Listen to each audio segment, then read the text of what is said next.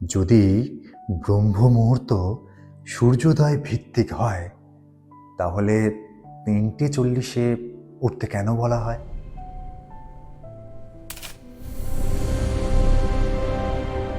উত্তর: 3:40 কোনো শাস্ত্রীয় বাধ্যতামূলক সময় নয়।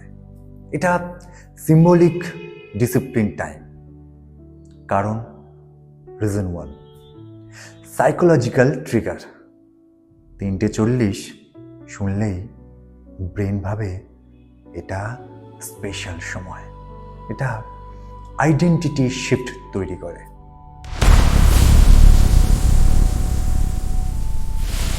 Reason 2, safe buffer time.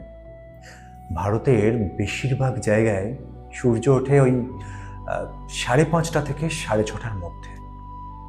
3:40 উঠলে আপনি নিশ্চিতভাবে ব্রহ্ম মুহূর্ত ধরবেন।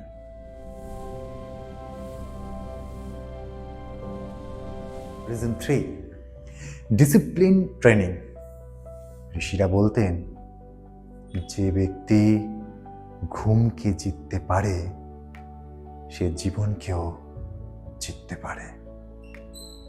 3:40 মানে কমফর্ট জোন ভাঙার সময়।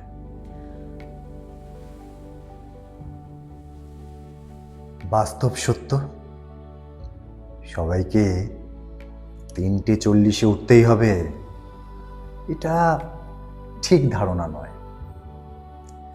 সত্য হলো, সূর্য ওঠার আগে উঠুন, শান্ত সময় ধরুন, মন পরিষ্কার অবস্থায় দিন শুরু করুন।